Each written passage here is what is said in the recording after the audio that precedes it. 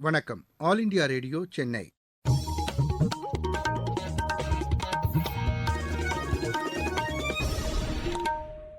மாநிலச் செய்திகள் வாசிப்பவர் ரெங்கநாதன். தலைப்புச் செய்திகள்: ஐக்கிய அரபு எமிரேட்ஸில் திறக்கப்பட்டுள்ள முதல் கோவில் உலக ஒற்றுமையை பிரதிபலிக்கும் என்று பிரதமர் திரு நரேந்திர மோடி கூறியுள்ளார். சிறு குறு நடுத்தர தொழில் நிறுவனங்களுக்கு அனைத்து வகையான ஆதரவையும் மத்திய அரசு வழங்கும் என அத்துறைக்கான அமைச்சர் திரு நாராயண் ரானே தெரிவித்துள்ளார். தமிழகத்தில் அங்கீகாரம் இல்லாத மனைப்பிரிவுகள் மற்றும் மனைகளை வரன்முறை செய்யும் திட்டத்தின் கீழ் இம்மாதம் 29ஆம் தேதிக்குள் விண்ணப்பிக்கலாம் என மாநில அரசு தெரிவித்துள்ளது. பிரதமர் திரு நரேந்திர மோடி தலைமையிலான மத்திய அரசு தேச பாதுகாப்பை உறுதி செய்துள்ளதாக பிஜேபி தெரிவித்துள்ளது. இந்தியா இங்கிலாந்து இடையேயான 3வது டெஸ்ட் கிரிக்கெட் போட்டி ராஜ்கோட்டில் இன்று தொடங்குகிறது. இனி விரிவான செய்திகள். ஐக்கிய அரபு எமிரேட்ஸில் திறக்கப்பட்டுள்ள முதல் கோவில் உலக ஒற்றுமையை பிரதிபலிக்கும் என்று பிரதமர் திரு நரேந்திர மோடி கூறியுள்ளார். ஐக்கிய அரபு எமிரேட்ஸில் 2 நாள் பயணம் மேற்கொண்ட பிரதமர் நேற்று அபுதாபியில் கட்டப்பட்டுள்ள சுவாமி நாராயண் ஆலயத்தை திறந்து வைத்து வழிபாடு நடத்தினார். மத சுதந்திரம் மற்றும் இந்தியா ஐக்கிய அரபு எமிரேட்ஸ் உறவுகளை ஆழப்படுத்துவதன் அடையாளமாக இக்கோவில் அமைந்துள்ளது என்று பிரதமர் தெரிவித்தார். மத்திய கிழக்கு பகுதியில் வசிக்கும் இந்திய வம்சாவளியினருக்கு இது ஒரு புதிய அத்தியாயத்தை குறிப்பதாக அவர் தெரிவித்தார். மத சகிப்புத்தன்மை மற்றும் கலாச்சார பன்முகத்தன்மையின் கலங்கரை விளக்கமாக இக்கோவில் விளங்குகிறது என்றும் பிரதமர் கூறினார். இந்த ஆலயத்திற்கு ஐக்கிய அரபு எமிரேட்ஸ் அதிபர் திரு ஷேக் முகமது பின் சயீத் அல் நஹ்யான் நிலம் வழங்கியதை அவர் குறிப்பிட்டார். அவருக்கும் ஐக்கிய அரபு எமிரேட்ஸ் அரசுக்கும் பிரதமர் நன்றி தெரிவித்தார். இந்த பிரம்மாண்டமான கோவில் அதன் கட்டிடக்கலை அழகை தாண்டி பல வகைகளில் முக்கியத்துவம் வாய்ந்தது என்று திரு நரேந்திர மோடி கூறினார். சிறு குறு நடுத்தர தொழில் நிறுவனங்களுக்கு அனைத்து வகையான ஆதரவையும் மத்திய அரசு வழங்கும் என அத்துறைக்கான அமைச்சர் திரு நாராயண் ரானே தெரிவித்துள்ளார். நொய்டாவில் நடைபெற்ற நிகழ்ச்சி ஒன்றில் கலந்து கொண்டு பேசிய அவர், சிறு குறு நடுத்தர தொழில் நிறுவனங்கள் நாட்டின் முதுகெலும்பாக திகழ்கின்றன என்று கூறினார். இந்த நிறுவனங்கள் உலகத்தரம் வாய்ந்ததாக மாற வேண்டும் என்று அவர் வலியுறுத்தினார். அப்போதுதான் தற்சார்பை எட்ட முடியும் என்று திரு நாராயண் ரானே தெரிவித்தார். ஆயுதப்படை தேர்வுகளை தமிழ் மொழியிலும் நடத்தும் மத்திய அரசின் முடிவுக்கு தமிழக ஆளுநர் திரு ஆர் என் ரவி வரவேற்பு தெரிவித்துள்ளார். இது தொடர்பாக சமூக வலைதளத்தில் அவர் வெளியிட்டுள்ள பதிவில், இந்த நடவடிக்கை தமிழகத்தில் இருந்து தேர்வு எழுதும் ஆயிரக்கணக்கானோரின் கனவுகளை நனவாக்கும் என்று கூறியுள்ளார். தமிழகத்தில் அங்கீகாரம் இல்லாத மனைப்பிரிவுகள் மற்றும் மனைகளை வரன்முறை செய்யும் திட்டத்தின் கீழ் இம்மாதம் 29ஆம் தேதிக்குள் விண்ணப்பிக்கலாம் என மாநில அரசு தெரிவித்துள்ளது.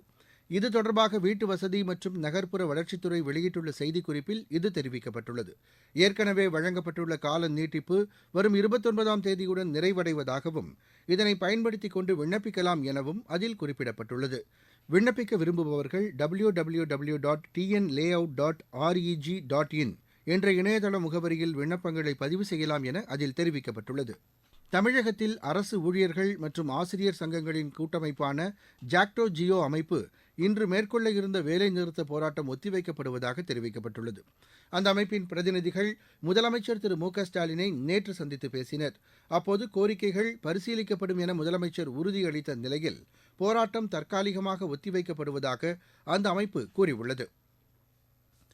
தாட்கோ நிறுவனம் தமிழகத்தில் ஆதிதிராவிட மற்றும் பழங்குடியின மக்களை பொருளாதார ரீதியில் மேம்படுத்தும் வகையில் பல்வேறு திட்டங்களை செயல்படுத்தி வருவதாக மாநில ஆதிதிராவிட நலத்துறை அமைச்சர் திருமதி கயல்விழி செல்வராஜ் தெரிவித்துள்ளார். தாட்கோவின் 50வது ஆண்டு பொன்விழா சிறப்பு அஞ்சல் தலையை சென்னையில் நேற்று அவர் வெளியிட்டார்.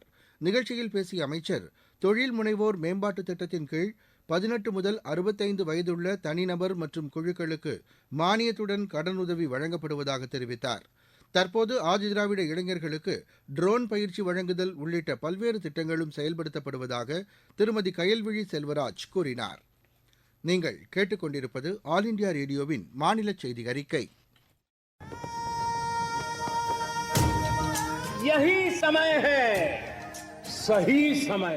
இதுதான் வேளை, சரியான வேளை. ஒவ்வொரு தேசத்தின் வளர்ச்சி பயணத்தின் போதும் தேசம் முன்வந்து புதிய உறுதிப்பாடுகளோடு முன்னேற்ற பாதையிலே பயணிக்கக்கூடிய அற்புதமான ஒரு வேளையும் பிறக்கும். புதிய பாரதத்தின் துவக்கத்தின் இது அமுத காலம். இதுவே கோடானு கோடி நாட்டு மக்களுடைய உறுதிப்பாடாகும். அமுத காலம் 25 ஆண்டுகளுக்கு ஆனது. ஆனால் நாம் நம்முடைய லட்சியங்களை அடைவதற்காக இப்போதிலிருந்தே முனைப்புடன் செயல்பட வேண்டும். भारत को गढ़ने का यही समय है. பிரதமர் திரு நரேந்திர மோடி தலைமையிலான மத்திய அரசு தேச பாதுகாப்பை உறுதி செய்துள்ளதாக பிஜேபி தெரிவித்துள்ளது. கோவையில் நேற்றிரவு நடைபெற்ற கூட்டத்தில் கலந்து கொண்டு பேசிய அக்கட்சியின் மாநில தலைவர் திரு அண்ணாமலை 2004ஆம் ஆண்டு முதல் 2014ஆம் ஆண்டு வரையிலான காலகட்டத்தில் நாடு முழுவதும் பல்வேறு இடங்களில் தீவிரவாத சம்பவங்கள் நடைபெற்றதாக கூறினார். 2014ஆம் ஆண்டிற்கு பின்னர் நாட்டில் தீவிரவாத தாக்குதல்கள் நடத்தப்படவில்லை என்று அவர் தெரிவித்தார். எல்லைப் பகுதியில் நடத்தப்பட்ட சில தாக்குதல்களுக்கு உரிய பதிலடி கொடுக்கப்பட்டதாகவும் அவர் கூறினார். தமிழகத்தை பொறுத்தவரை மத்திய உளவுத்துறை தகவல்களை மாநில அரசு கண்டுகொள்ளாமல் நிர்வாகத்தில் தோல்வியடைந்திருப்பதாக திரு அண்ணாமலை குற்றம் சாட்டினார். திருவள்ளூர் மாவட்டத்தில் பிரதமரின் விவசாயிகள் வருவாய் ஆதரவு திட்டத்தில் பயன்பெற தகுதியுள்ள விடுபட்ட விவசாயிகள் பயன்பெறும் வகையில் சிறப்பு முகாம்கள் இன்று முதல் நடைபெறவுள்ளது. இதனை பயன்படுத்திக் கொள்ளுமாறு மாவட்ட நிர்வாகம் கேட்டுக் கொண்டுள்ளதாக எமது செய்தியாளர் தெரிவிக்கிறார். திருவள்ளூர் மாவட்டத்தில் பிரதான் மந்திரி கிசான் சம்மான் நிதி திட்டத்தின் கீழ் தகுதியுள்ள விடுபட்ட பயனாளிகள் பயன்பெறும் வகையில் அனைத்து கிராமங்களிலும் இன்று முதல் வரும் பிப்ரவரி 21ஆம் தேதி வரை வேளாண் துறை சார்ந்த துறைகளின் மூலம் சிறப்பு முகாம் நடைபெறும். இத்திட்டத்தின் கீழ் தகுதியுள்ள பயனாளிகள் தொடர்ந்து பயன்பெறுவதற்கு நில விவரங்கள், ஆதார் எண், KYC, வங்கி கணக்கு எண் மற்றும் தொலைபேசி எண் ஆகியவை PM கிசான் இணையதளத்தில் உறுதி செய்யப்பட வேண்டும். இந்நிலையில் மாவட்டத்தில் நிலம் வைத்திருக்கும் தகுதியுள்ள 3980 விவசாயிகள் PM கிசான் கௌரவ நிதி உதவித்தொகை பெறுவதற்கு பதிவு செய்யாமல் நிலுவையில் இருப்பதை மாவட்ட நிர்வாகம் கண்டறிந்துள்ளது. எனவே அனைத்து விவசாயிகளும் இந்த சிறப்பு முகாமில் கலந்து கொண்டு பயன்பெற வேண்டும் என மாவட்ட ஆட்சியர் கேட்டுக் கொண்டுள்ளார். திருவள்ளூர் மாவட்ட செய்தியாளர் AK தனசேகரன். நெல்லையில் நடைபெற்ற புத்தக கண்காட்சி நேற்றுடன் நிறைவு பெற்றது. இதில் 1 கோடி ரூபாய் மதிப்பில் புத்தகங்கள் விற்பனையானதாக எமது செய்தியாளர் தெரிவிக்கிறார். அரசு மற்றும் நெல்லை மாவட்ட நிர்வாகம் சார்பில் 7வது பொருணை புத்தக திருவிழா நெல்லை டவுன் பொருட்காட்சி திடலில் உள்ள மாநகராட்சி வர்த்தக மையத்தில் கடந்த 3ஆம் தேதி முதல் தொடங்கி நடந்து வந்தது. இதற்காக 110 அரங்குகள் அமைக்கப்பட்டு சுமார் 1 லட்சத்திற்கு மேலான புத்தகங்கள் இடம்பெற்றிருந்தன. இந்த நிலையில் 13ஆம் தேதியுடன் புத்தக திருவிழா நிறைவு பெறும் என அறிவிக்கப்பட்டிருந்த நிலையில் பொதுமக்கள் மற்றும் விற்பனையாளர்கள் வேண்டுகோளுக்கு இணங்க மேலும் ஒரு நாள் நீடிப்பு செய்து 14ஆம் தேதி புத்தக திருவிழா நிறைவு பெற்றது. நிறைவு விழா நிகழ்ச்சி மாவட்ட ஆட்சித்தலைவர் கார்த்திகேயன் தலைமையில் நடைபெற்றது. இந்த நிகழ்வில் தமிழர் திரளான தைப்பொங்கல் திருவிழா, தமிழர் பண்பாடு, நாட்டுப்புற கலைகள் ஆகியவற்றை நினைவுகூரும் வகையில் கலை நிகழ்ச்சிகள் நடைபெற்றன. மேலும் இந்த புத்தக கண்காட்சி மூலம் சுமார் 1 கோடி ரூபாய் மதிப்பில் புத்தகம் விற்பனையாகி உள்ளதாக மாவட்ட நிர்வாகம் சார்பில் தெரிவிக்கப்பட்டுள்ளது. நிலையிலிருந்து திருமலைக்குமார். இருவரிச் செய்திகள். இந்தோனேஷியாவில் அதிபர் தேர்தலில் அந்நாட்டு பாதுகாப்புத்துறை அமைச்சர் திரு பிரபாவே சுபியாந்தோ முன்னிலையில் இருப்பதாக முதல்கட்ட தகவல் வெளியாகியுள்ளது. நிர்வாக சீர்திருத்தங்கள் மற்றும் நல் ஆளுகை தொடர்பாக இந்தியா இலங்கை இடையே ஒத்துழைப்பை அதிகரிப்பது குறித்து அதிகாரிகள் நிலையிலான பேச்சுவார்த்தை புதுதில்லியில் நேற்று நடைபெற்றது. மத்திய கப்பல் துறை அமைச்சர் திரு சர்பானந்த சோனோவால் பீகாரின் கலுகாட் உள்நாட்டு நீர்வழி முனையம் மற்றும் 14 சமுதாய படகு துறைகளை இன்று திறந்து வைக்கிறார். கடலோர நீர்வாழ் உயிரின வளர்ப்பு பண்ணைகளை பதிவு செய்வது தொடர்பான சிறப்பு முகாம் மத்திய மீன்வளத்துறை அமைச்சகத்தின் கீழ் செயல்படும் கடலோர நீர்வாழ் உயிரின வளர்ப்பு ஆணையம் சார்பில் நாகப்பட்டினத்தில் நடைபெற்றது. தமிழக அரசின் செய்தி மக்கள் தொடர்புத்துறை இயக்குநராக திரு வைத்தியநாதன் நேற்று பொறுப்பேற்றுக் கொண்டார். தேனி மாவட்டம் சிவலிங்க நாயக்கன்பட்டியில் நடைபெற்ற மக்கள் தொடர்பு முகாமில் 109 பயனாளிகளுக்கு 3 கோடியே 30 லட்சம் ரூபாய் மதிப்பிலான நலத்திட்ட உதவிகளை மாவட்ட ஆட்சியர் திருமதி சஜீவனா வழங்கினார். மத்திய நுகர்வோர் விவகாரங்கள் அமைச்சகத்தின் கீழ் செயல்படும் தர நிர்ணய அமைப்பின் சார்பில் விழுப்புரம் மற்றும் கள்ளக்குறிச்சி மாவட்டத்தில் உள்ள கிராம ஊராட்சி தலைவர்கள் மற்றும் செயலர்களுக்கு தர நிலைகள் குறித்து விளக்கும் விழிப்புணர்வு நிகழ்ச்சி நடைபெற்றது.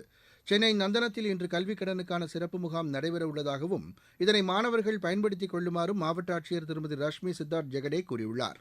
பொதுமக்களிடையே வாசிப்பு பழக்கத்தை ஊக்குவிக்கும் வகையில் முன்னோட்ட நடவடிக்கையாக சென்னை ராயபுரம் மண்டலம் ராகவேந்திரா பூங்காவில் வாசிப்பு மையம் திறக்கப்பட்டுள்ளதாக மாநகராட்சி நிர்வாகம் தெரிவித்துள்ளது.